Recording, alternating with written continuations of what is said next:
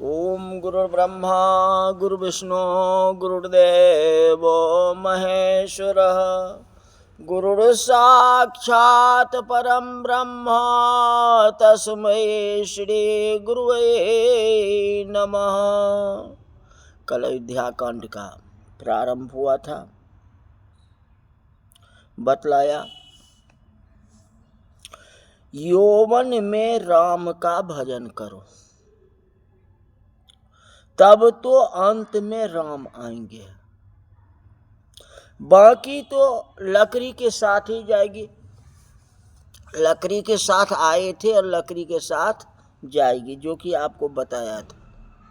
जीते लकड़ी, मरते लकड़ी, देख तमाशा लकड़ी का।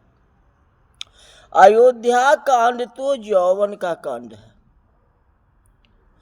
और संत ऐसा मानते हैं जो यौवन 6 प्रकार का होता है, 6 प्रकार से नाश होता है।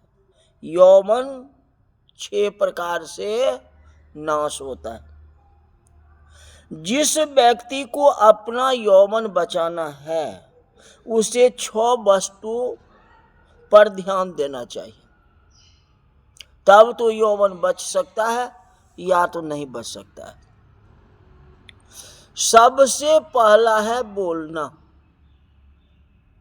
बहुत नहीं बोलना चाहिए। ज्यादा बोलने से जबानी का नाश हो जाएगा। कई लोग बहुत बोलते हैं, अब बोलते ही रह जाते हैं। कोई सुने नहीं तो भी बोलते रहते हैं। कई लोग उन्हें कहते हैं कि आप बहुत बोलते हो। यहाँ तो राम का गुणगान गाने के लिए, वाणी को पवित्र करने के लिए, परमार्थ के लिए बोलना, उसी वाणी की धन्यता है। जो अकारण बोलते हैं, बेकार को भाषण देते हैं, अनुकूल बातें नहीं बोलते हैं, तो जवानी नष्ट हो गई ना।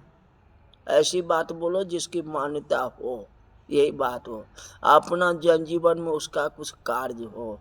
और किसी को ऐसी बात बोलो जो कि उसको लगे, अब वे अच्छे कार्य में लग जाए। और फालतू की बात भाषण दे दोगे तो उसे क्या होगा। सबसे पहले बोलना, सबसे बड़ा मधुर बोली। यवानी में लोग क्रोधी बन जाता है। क्रोधी बनने से कैसे होगा बताओ। कहते हैं, बतलाता हूं, इसका उदाहरण भी देता हूं। एक बहन भावनगर के बस स्टैंड पर अपने बच्चों को लेकर खड़ी थी।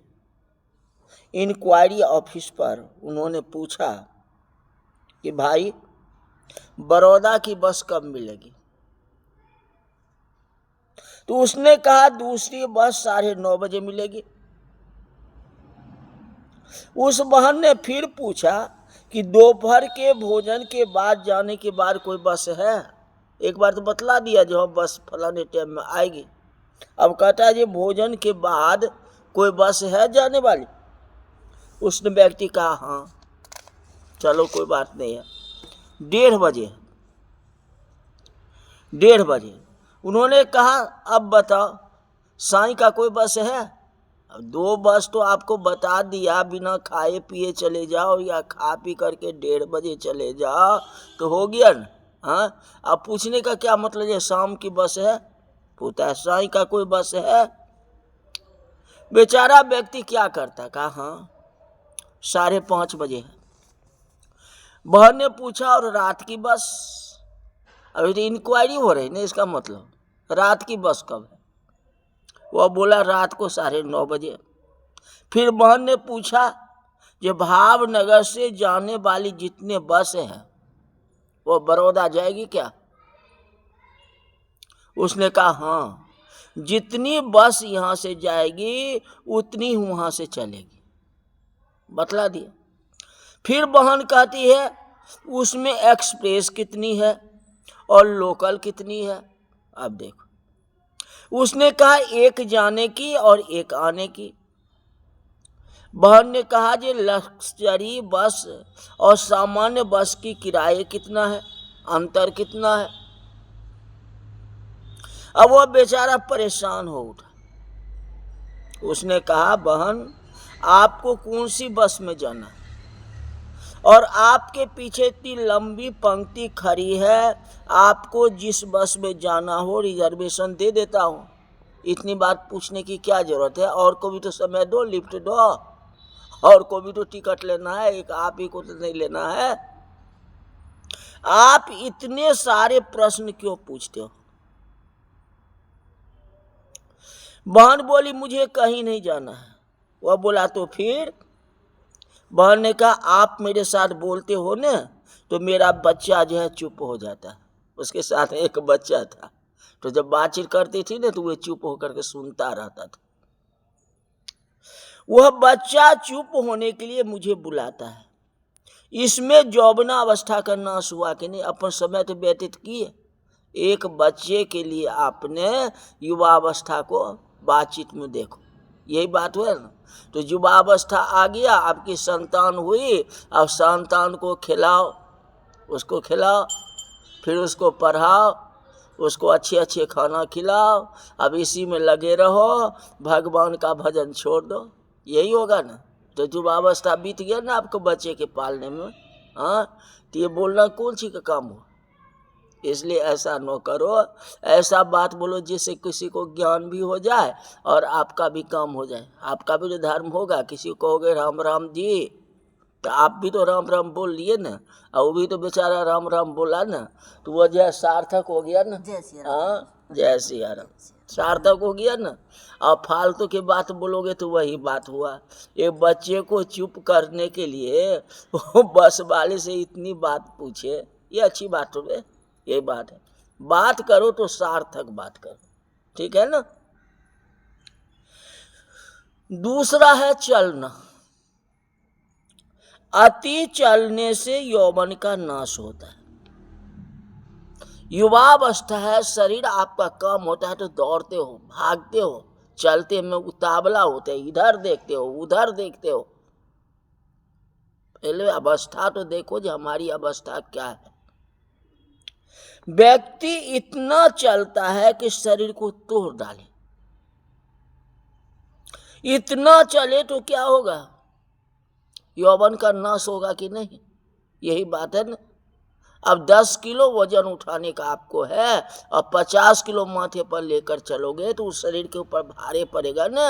अब बुढ़ापा में जाके क्या होगा, ये भी तो सोचो। ज्यादा मतवाले होगे तो लोग क्या कहेगा, ये फलाना कैसा है, देखो कैसे मतवाले हो रहा है, इधर उधर देखते हुए चलता है, क्या वो चक्का है, क्या शैतान है क्या। हाँ, शरीर को कसरत के साथ आराम भी मिलना चाहिए। आप मशीन भी चलाते हो, कोई मशीन चलाते हो तो 1 घंटा दिन में रेस्ट तो देते हो कि नहीं, ये बताओ।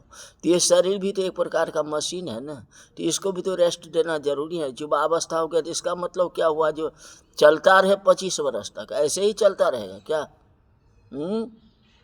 सुदृढ़ता संभालनी चाहिए, ज्यादा चलना अच्छा नहीं होता। तीसरा है सोना। अति सोने से यौवन नाश को प्राप्त करता है। निंद्रा तंद्रा भयम क्रोधो आलस्यम दीर्घ सूत्रता। महात्मा गांधी भी कहते हैं, जो उठ जाग मुसाफिर भोर भई अब रैन कहा जो सोबत। क्यों सोते, निंद्रा को त्याग दो। जवान व्यक्ति को ज्यादा नहीं सोना चाहिए, जितना सोओगे उतना खोओगे। जो सोवत है सो खोवत है, इसलिए कम सोया करो, निंद्रा को छोड़। चौथा जो है, क्रोध से भी यौवन का नाश होता है। क्रोध नहीं करना चाहिए। यौवन में क्रोध करे तो यौवन समाप्त हो जाता है। पांचवा जो है भोजन।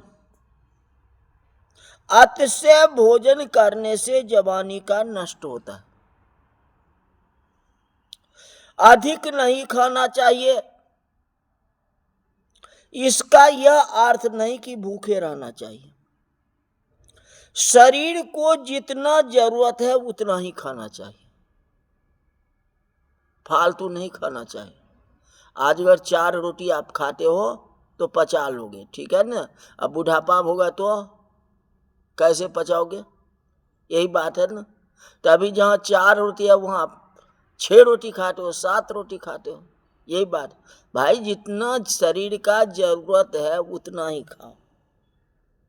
हमारी जठराग्नि जितना पचा सके उतना ही ना।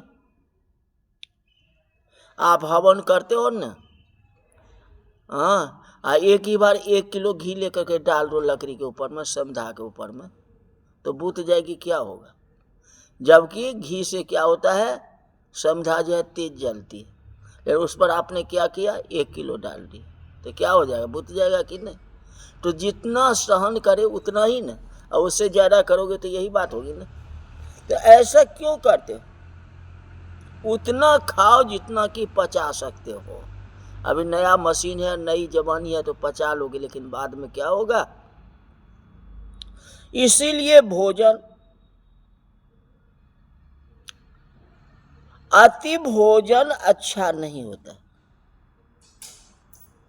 जिसे रात को भोजन करना हो उसके लिए आचार्य पतंजलि का नियम है, पतंजलि का नाम चल ही रहा ना। आधा पेट अनाज से भरे, चौथाई हिस्सा पेट पानी से भरे, और पाव भाग पवन के संचार के लिए खाली रखो। अगर पूरा पेट अगर भर लोगे तो सांस कैसे लेंगे, सांस के लिए भी तो जरूरत है ना। जिसको योग करना हो ऐसा करे, गुरु मिले तो योग करो, आप अपने आप मत किया करो। अब कैसे योगा किया जाता है वो तो गुरु ही सिखाएगा ना, जो कितना करना है, कौन सा कसरत। एक बार पैरे का कसरत शुरू कर दोगे 1 घंटा तक तो ऐसे होगा थोड़े, उसका भी एक टाइम होता है ना, टाइम से करो ना। इसलिए कई योगी जो है रोगी बन जाते हैं इसी कारण से। कलयुग में राम नाम लेना ही ठीक है, अधिक योग के चक्कर में मत पड़ो, टक्कर हो जाएगा। राम राम करो, राम राम करोगे तो उसी में सब कुछ हो जाएगा, तेरा हो जाए बेड़ा पार, कोई कसरत की जरूरत है ही नहीं, यही बात है। उनका ध्यान में लगा तो भगवान अपने कसरत कर देंगे, अपने शरीर ठीक हो जाएगा। एक लड़का चरपाई पर बैठा हुआ कह रहा था कि भूत को बंद करूं या प्रेत को बंद करूं, पिशाच को बंद करूं या जिन्नात को बंद करूं, या सबको बंद कर दूं, किसी को न रहने दूं। ये मंत्र जो है जाप कर रहा था। उसके पिता ने थप्पड़ मारा और कहा, पहले तू चरपाई को तो बांध जिस पर तू बैठा हुआ है, पहले जो करना है वह तो कर नहीं सकता है, अपने खपरेल को बांध, जिस घर में रह रहा है उसको तो बांध पहले। अभी खपरेल अगर नीचे आ जाएगा तो क्या करोगे, पहले उसको तो बांधो, जो करना है वही करो, भूत प्रेत को मत बांधो। चारपाई पर बैठे हुए ऐसा लगता है कि पालने में बैठे हैं, चारपाई ठीक कर हुआ ढीली हो गई है, उसे खींच करके ठीक करना है, तो जो काम है वो काम तो करते नहीं। राम नाम लेना कितना आसान है, हाँ, तो पहले राम राम कहो ना, तब तो दुनियादारी देखोगे। जिस काम के लिए भगवान भेजे है वह काम तो करो पहले। संसार में आए हो तो दफ्तर में जाते हैं, व्यापार करने के लिए जाते हैं, कहीं तो जाते हैं, नौकरी करने के लिए तो जाते हैं, जाना है, नौकरी है, 8 बजे बुलाए, 8 बजे वहाँ जाते हो और 8 बजे से 8 बजे तक उसके अनुकरण में रहते हो, जैसे जैसे कहता है वैसे वैसे करते हो, है कि नहीं।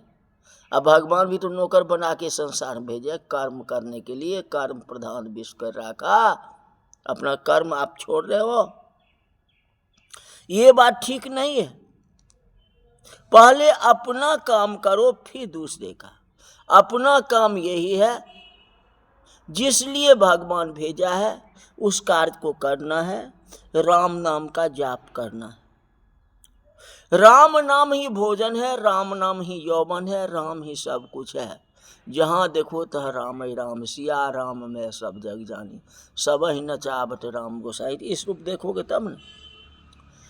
छठा है विषय भोग। यौवन का अंतिम नाशक विषय भोग है।